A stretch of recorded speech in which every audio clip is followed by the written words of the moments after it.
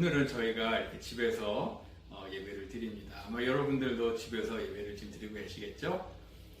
우리가 어디에 있든지 간에 어떠한 상황에서도 부르심 따라서 우리 하나님을 함께 한 마음으로 예배 드렸으면 좋겠습니다.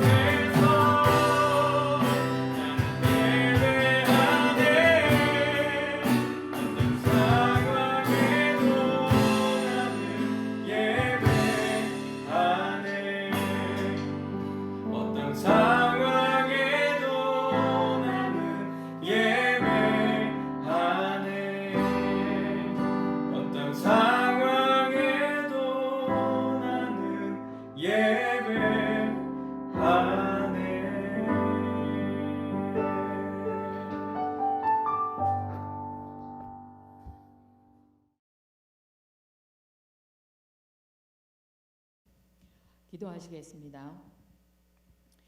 우리의 발길의 등불이 되시고 우리의 길의 빛이 되시는 좋으신 능력의 하나님 아버지, 감사와 찬송과 영광을 돌려옵나이다. 영원히 죽을 수밖에 없었던 우리들에게 생명 주시고 은혜 안에 거하게 하심을 감사드리옵나이다. 그러나 하나님, 우린 만가지 은혜를 받았음에도 불구하고 감사하기보다는 불평불만하며 우리의 생각과 우리의 뜻대로 살아가는 어리석음을 회개하옵나니 주님, 우리를 불쌍히 여기시고 긍휼을 베풀어 주시옵소서. 자신이 고난받는 이유를 알지 못하고 하나님을 불평하던 욥이었지만 하나님의 크신 권능 앞에 자기를 낮추고 하나님께 영광 돌린 것처럼 우리도 우리를 향한 하나님의 크신 사랑과 계획, 지혜 안에서 겸손히 우리의 몸과 마음, 뜻과 정성을 다하여 우리의 자신을 하나님께 드리는 삶을 삶으로 말미암아 하나님께서 우리에게 주시고자 하시는 복을 받아 누리는 우리들이 되게 하여 주시옵소서. 특히 코로나 바이러스로 인하여서 많은 어려운 가운데에서도 인내하게 하시고 성실하게 잘 극복해 나아갈 수 있도록 견고한 믿음으로 주님이 주신 삶에 힘쓰는 우리들 되게 하여 주시옵소서. 여호와께서 너를 지켜 모든 환난을 명쾌하시며 또 내 영혼을 지키시라고 하셨사옵나이다. 주님께서 우리 안에 거하시사 우리를 지키시고 하나님의 사랑이 우리와 함께 함으로 말미암아 우리의 영혼이 하나님의 날개 아래 안전히 거하게 하여 주실 줄을 믿사옵나이다. 또한 특히 이배원 목사님, 이 어렵고 힘든 시기에 영육간의 강건한 가운데서 한 영혼을 천하보다 귀히 여기며 그 영혼들을 주님의 전으로 인도하기에 부족함이 없도록 주님의 지혜와 능력이 함께하여 주셨기를 간절히 간구하고 원하옵나이다.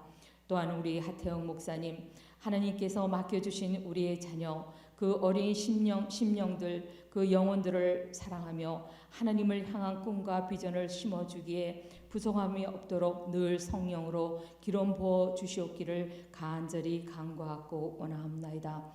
또한 지난 20여 년을 우리와 함께 하셨던 지준호 목사님, 방문차 오셔서 오늘 하나님의 말씀을 증거하고자 하옵나이다.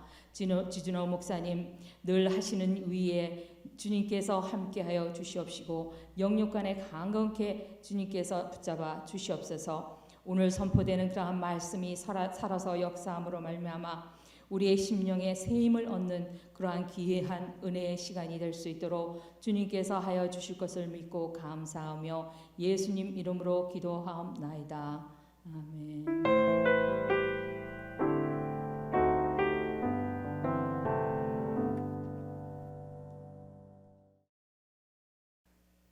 할렐루야. 오늘 거룩한 주일을 맞이하여서 헌치빌 침례교회 주일 온라인 예배에 오신 여러분들을 주님의 이름으로 환영합니다.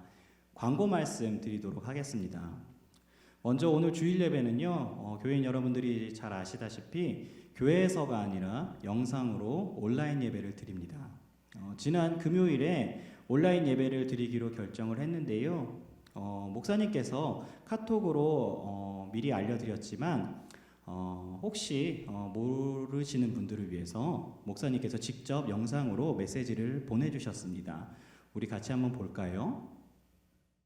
할렐루야. 먼저 사랑하는 우리 헌시빌 침례교회 성도님들께 주님 안에서 문안을 드립니다.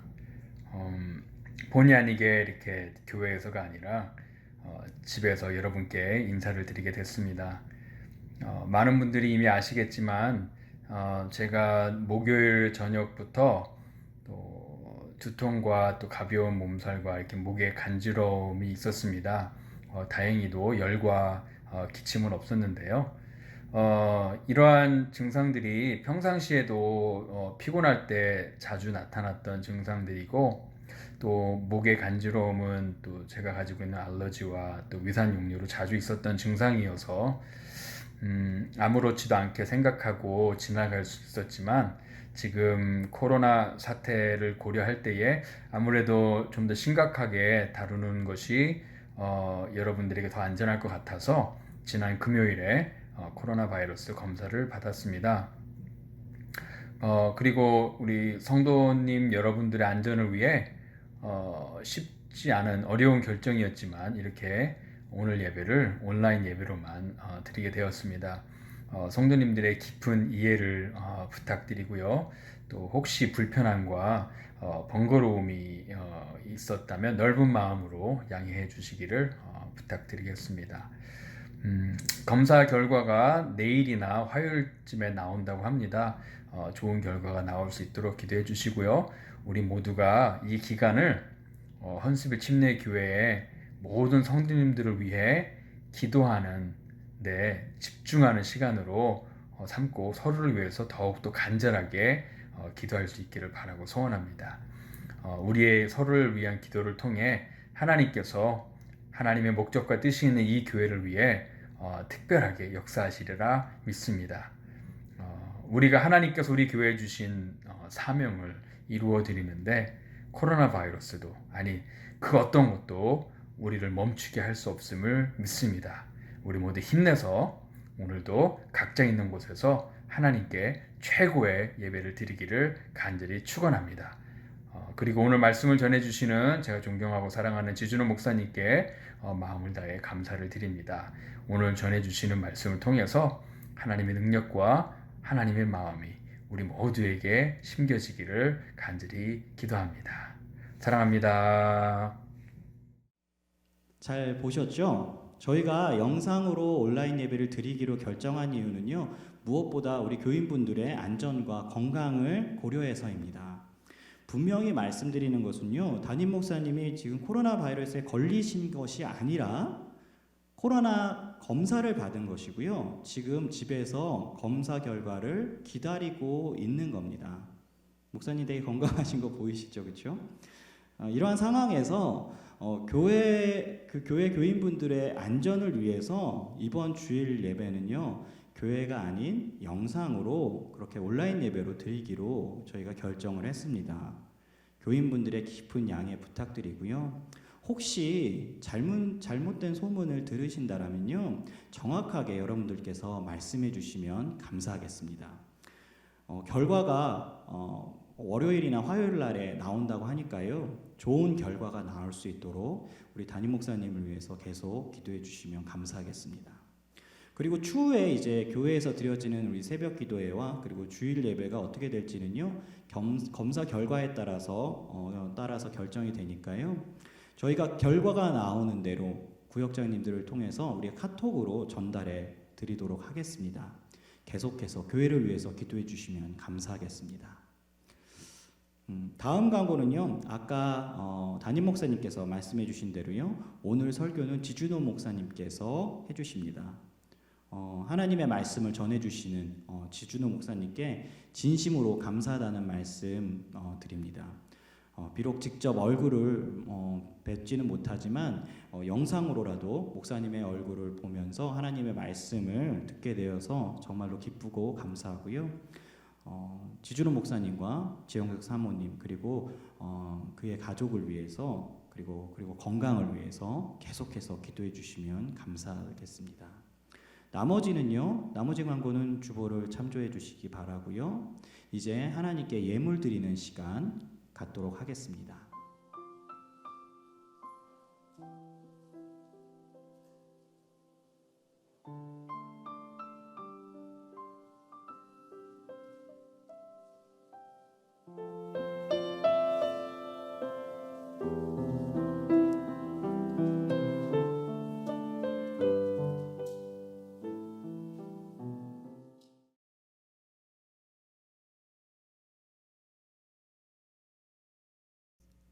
할렐루야.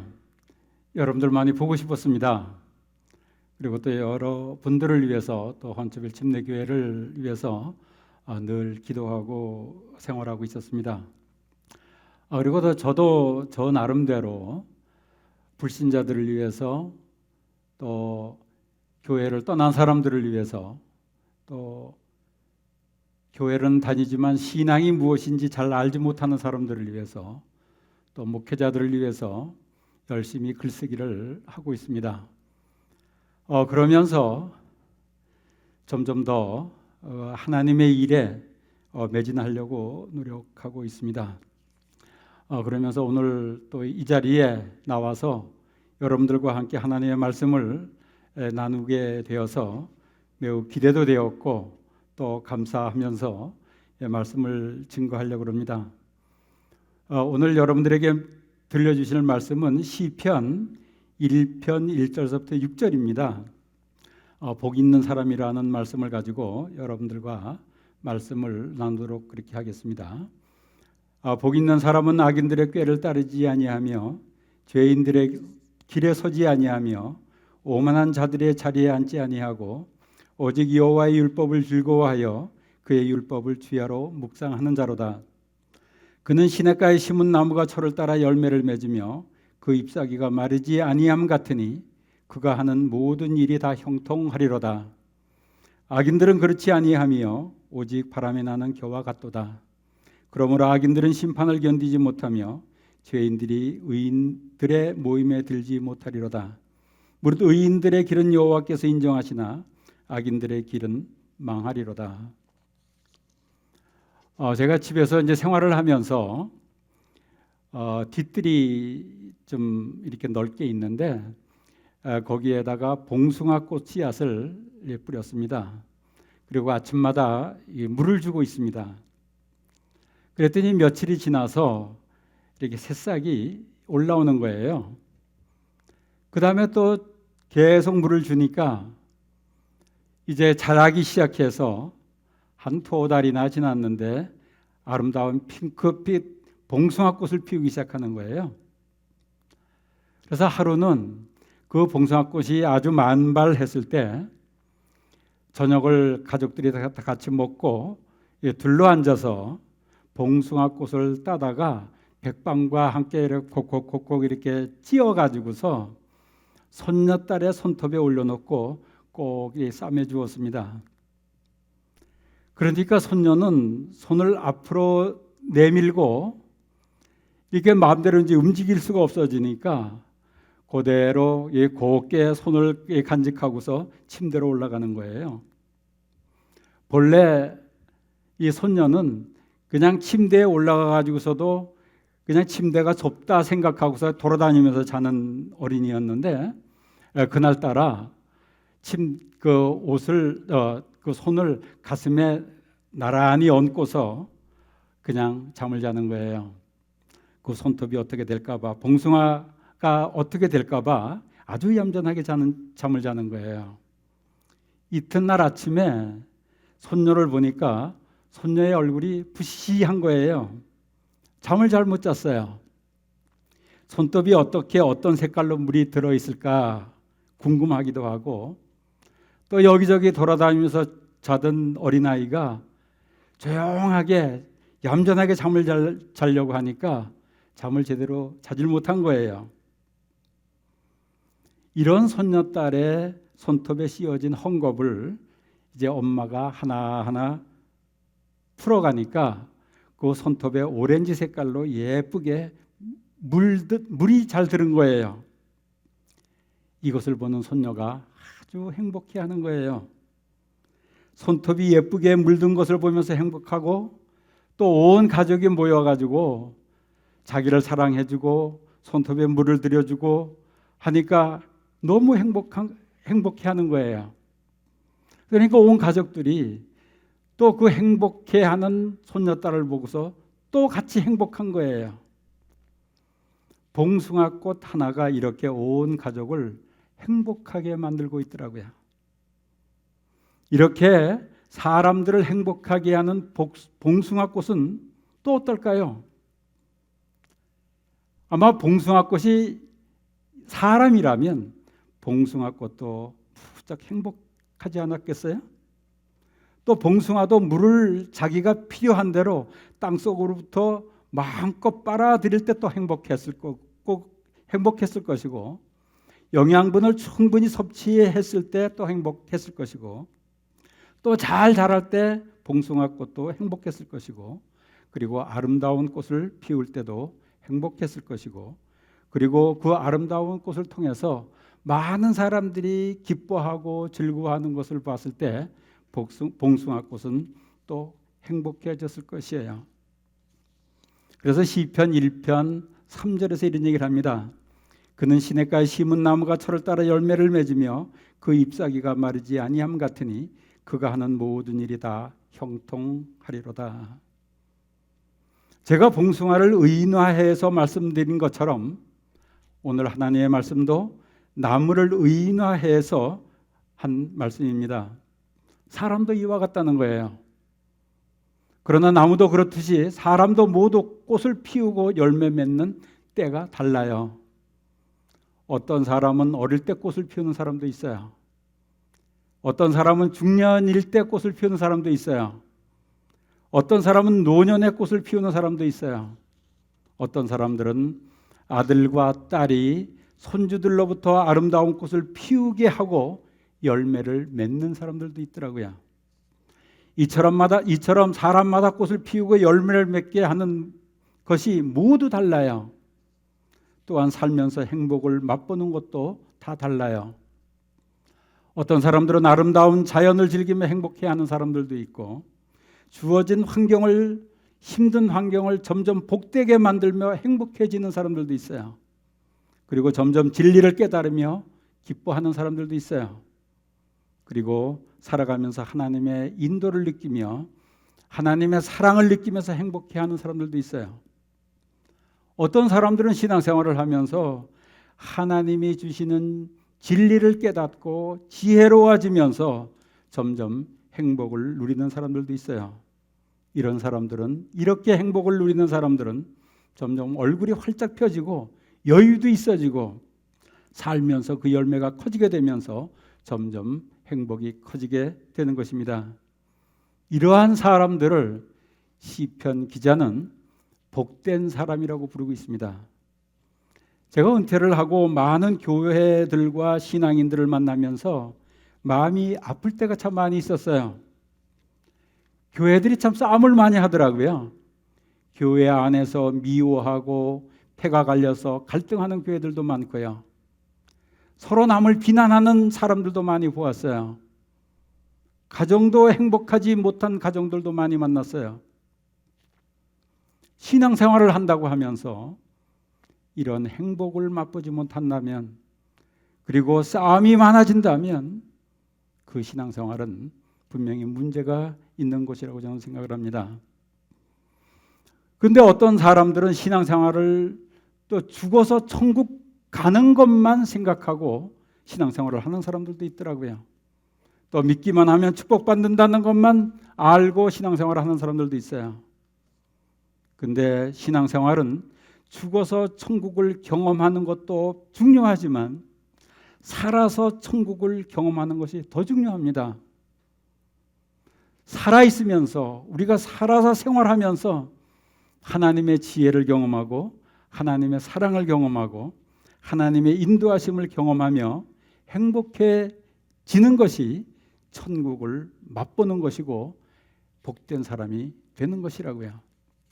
저는 헌치빌 침례교회 모든 성도들이 이렇게 복된 사람들이 되시기를 주의 이름으로 축원하겠습니다. 살아서 천국을 경험하는 사람들이 되시기를 주의 이름으로 축원하겠습니다. 아마 이 헌치빌 침례교회를 담임하는 이비원 목사님께서도 그 마음속의 소원은 그걸 거예요. 성도 한 분 한 분이 살아 생활하면서 하나님을 경험하고 천국을 경험하고 행복한 사람이 되는 것일 거예요. 중요한 것은 어떻게 이렇게 복된 사람, 행복한 사람, 천국을 경험하는 사람이 되는가 하는 것입니다. 그 말씀을 시편 1편 1절에서 말씀을 하고 있어요. 복 있는 사람은 악인들의 꾀를 따르지 아니하며 죄인들의 길에 서지 아니하며 오만한 자들의 자리에 앉지 아니하고 말씀합니다. 우리는 살다가 오면 악인의 꾀를 쫓을 때가 참 많아요. 그러나 그렇게 악인의 꾀를 쫓아 살다 보면 행복은 멀리 멀리 도망가 버리고 말아요. 제가 손주들과 함께 생활을 하면서 손주들에게 거짓말하고 싶어질 때가 무척 많이 생기더라고요. 손주들이 때를 쓸 때가 있어요. 말을 안 들 때가 있어요. 그럴 때는 제가 무슨 말을 하냐면, 야, 경찰 아저씨 와, 뭐 몬스터 올 거야. 그러면서 공갈을 치는 거예요. 거짓말을 하는 거예요. 그것은 결국은 악인의 꾀가 되어버리더라고요. 그 일을 계속 반복하고 반복하다가 보면 내 자녀들은 결국은 이 세상을 삐뚤게 생각하면서 살아갈 수밖에 없는 자녀가 되는 거죠. 목회하면서도 저는 우리 후배 목회자들한테 이런 얘기도 많이 합니다. 사람들이 무슨 얘기를 하면 기도할게요, 기도할게요. 헛말 하지 말라고. 기도할게요 했으면 정말 기도하라고. 그냥 우선 피하기 위해서, 우선 상황을 피하기 위해서 그냥 기도할게요 이렇게 해버리고서 기도하지 않는다면 그것은 악인의 꾀로 살아가는 그런 모습이 되는 거잖아요. 그리고 또 내 생각이 옳다고 느껴질 때가 있습니다. 나의 지식, 나의 판단, 나의 생각 이러한 것들이 옳다고 느껴질 때가 너무나 많아요. 교만해진 거예요. 그런데 이렇게 교만한 내가 되면 들을 수 있는 귀가 막혀버립니다. 그리고 점점 대인관계는 깨져버리고 말아요. 그러면서 우리들 가운데 있는 하나님의 영은 점점 멀리 떠나게 되는 것이죠. 그래서 겸손한 자세로 내가 말하기보다 먼저 들을 자세를 가지고 살아가는 것이 복 있는 사람이 되는 조건이에요. 그래서 우리는 늘 살아가면서 내 마음을 볼 줄 알아야 합니다. 내가 하는 말이 진실인가? 내 마음을 보면서 내가 하는 말이, 내가 하는 행동이 하나님이 보시기에 정말 기뻐하시는 말과 행동인가? 또 혹시 내가 생각하고 있는 것들이 교만해지어 있는 것은 아닌가?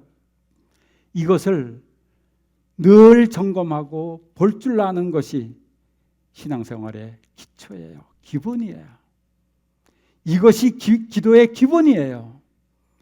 이것이 없는 기도는 결국 기도가 욕심으로 하는 기도에 빠질 수밖에 없는 거 아니겠어요? 그래서 이 세상 살아가면서 신앙인들은 내 마음을 밝은 하나님의 빛에 비춰보고 그것이 하나님 보시기에 안 좋은 것이면 손해가 나도 돌아서는 거예요. 악인의 꾀로 말했다면 사람들에게 사과해야 돼요. 악인의 꾀로 행동했다면 미안하다고 말해야 돼요. 교만한 마음이 있다면 회개해야 되는 거죠. 이렇게 내 마음을 하나님의 밝은 빛 안에서 보고 하루하루 살다 보면 하나님이 나를 인도하시는 것을 보게 됩니다. 하나님의 진리가 보이기 시작하고 하나님의 사랑이 느껴지기 시작합니다. 살아계시는 하나님이 확인이 돼요. 그것이 복 있는 자입니다. 그리고 복 있는 자는 오직 여호와의 율법을 즐거워하여 그의 율법을 주야로 묵상하는 자로다 말씀합니다. 밤과 낮으로 묵상하라고 하니 일도 하지 않고 말씀만 보라는 이야기가 아닙니다. 말씀을 읽고 마음에 새기고 또 이해되지 않는 것이 있으면 질문하고 공부하라는 거예요. 네, 캘리포니아를 갔는데 한 분이 질문을 하는 것입니다. 목사님, 도무지 이해할 수 없는 성경이 있다는 거예요. 그래서 뭐냐고 물으니까 욥기를 얘기하더라고요. 욥기를 읽으면서 드는 질문이 있다는 거예요. 그래서 얘기를 해보라고 그러니까 질문 첫째, 하나님과 사단이 속닥거리며 이야기하는 것이 이해가 안 된다는 거예요.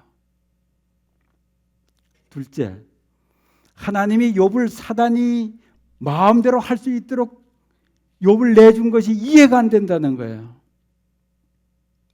셋째, 욥이 옳은 사람이라고 하나님이 칭찬하시는데 결국 욥도 몸이 아프고 자식이 죽고 재산이 다 날아갔을 때 처음에는 주신 것도 하나님이시오 거두시는 것도 하나님이라고 신앙으로 이기다가 결국 하나님을 원망하는 인간이 되더라는 거예요. 하나님 왜 나를 태어나게 했습니까? 이렇게. 그런데 어떻게 욥기 1장 1절에서 욥이라 이름하는 사람이 있었는데 그 사람은 순전하고 정직하여 하나님을 경외하며 악에서 떠난 자더라라고 말할 수 있습니까? 질문을 하는 거예요. 알고 보면 욥도 우리와 똑같은 모습인데 그렇게 칭찬하는 하나님이 이해가 되지 않는다는 거예요. 그래서 제가 이런 얘기를 했습니다. 욥기는 인간들이 오해하고 있는 진리를 바르게 깨닫게 하려고 등장시킨 인물입니다.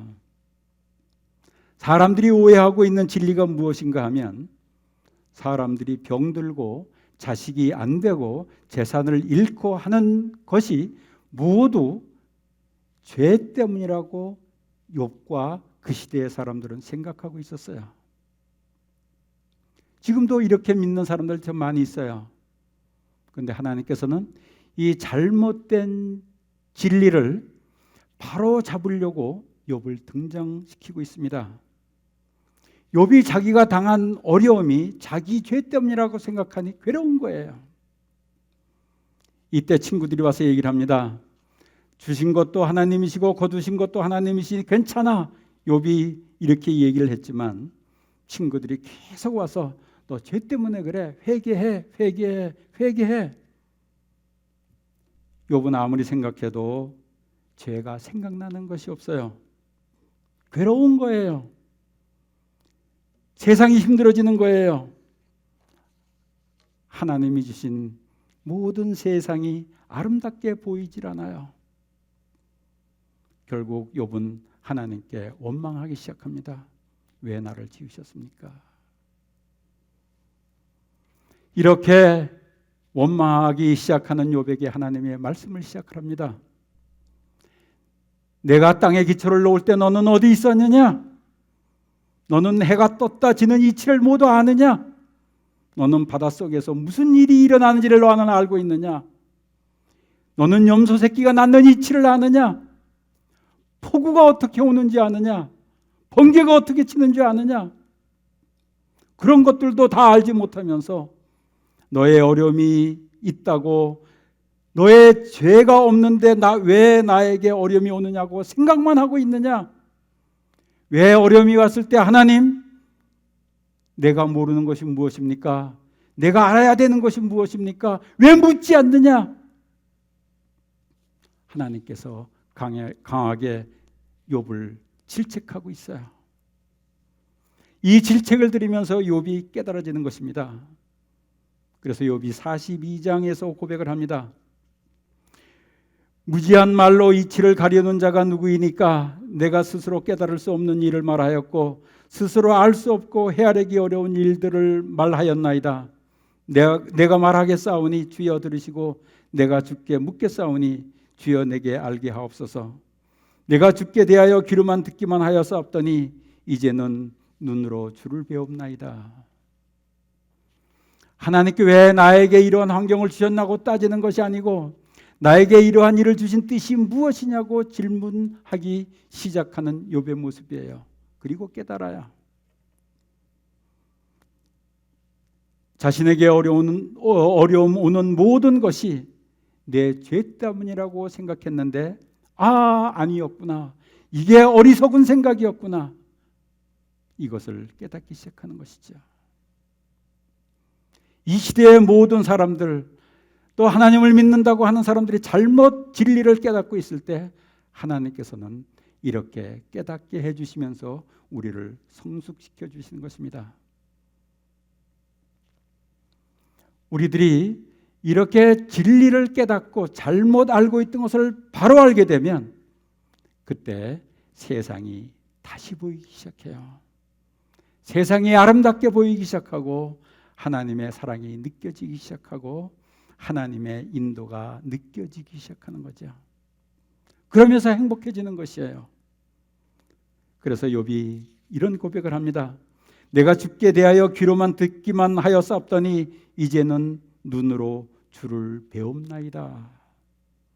진리를 깨닫고 나니까, 모르는 것을 깨닫고 나니까, 오해했던 것을 깨닫고 나니까 이제 눈으로 하나님을 보는 것처럼 신앙이 성숙됐다는 거예요. 우리들이 신앙생활을 하면서 꼭 기억해야 될 것이 있습니다. 첫째는 나의 심령을 늘 보는 거예요. 내가 말하고 행동할 때, 사람을 대할 때 내 말의 주인이 누구인지, 행동하게 하는 주인이 누구인지, 이때 악한 것이라면, 거짓이라면, 잔꾀라면 빨리 포기하는 거예요. 그리고 하나님이 주신 양심의 소리를 통해서 듣는 하나님의 음성을 듣고 따르는 거예요. 그러면 살아계시는 하나님을 경험하면서 내 인격도 성숙하고 실력도 커지면서, 그러면서 행복하고 복된 존재가 되게 되는 것입니다. 그리고 이 세상을 살아가면서 모르는 것이 있으면 끊임없이 질문하여야 합니다. 그리고 지혜를 구하여야 합니다. 하나님의 말씀을 읽으면서도 공부하면서 진리를 깨달아 나가야 합니다. 착하고 순진하기만 해서 되는 것이 아닙니다. 그래서 마태복음 12장에서 이 귀신 이야기를 합니다. 이런 얘기를 합니다.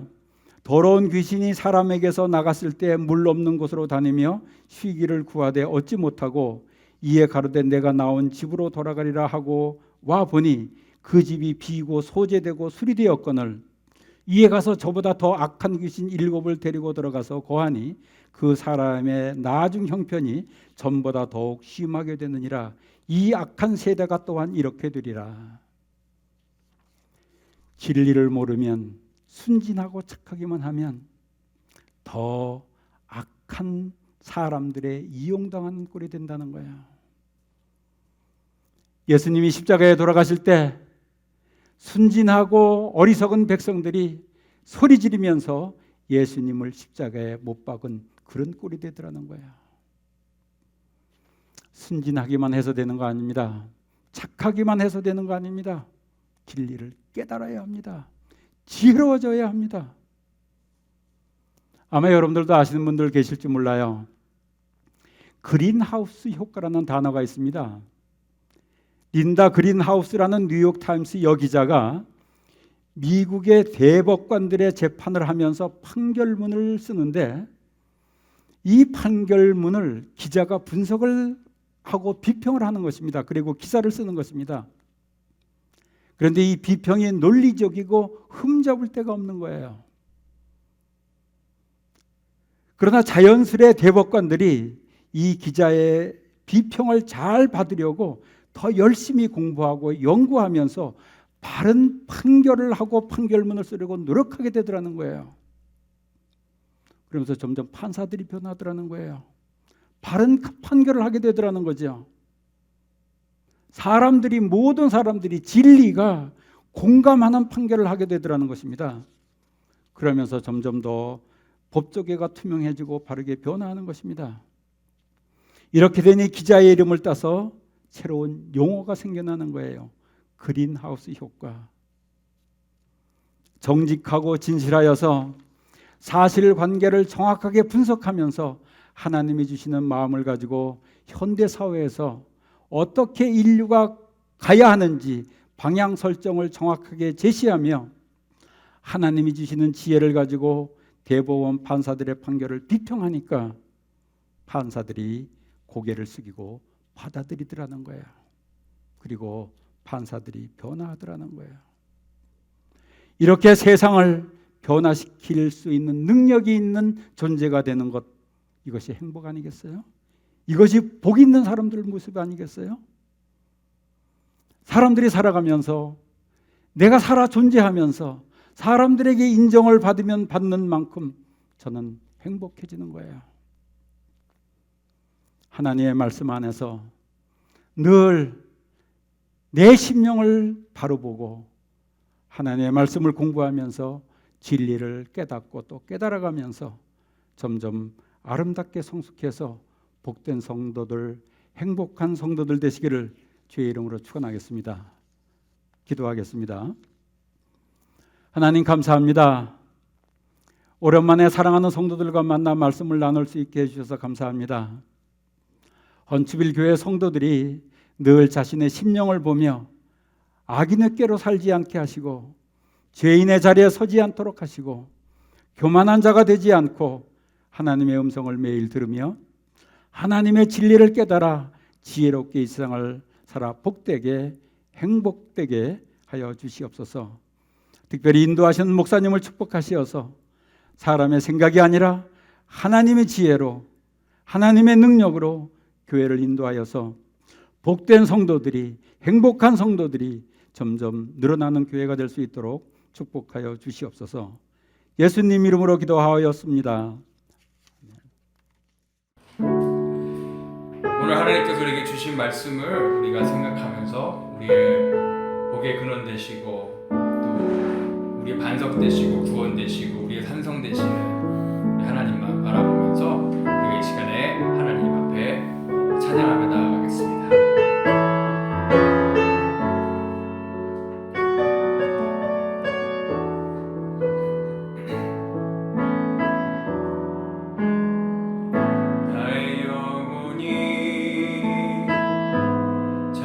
잠잠히 하나님만 바라며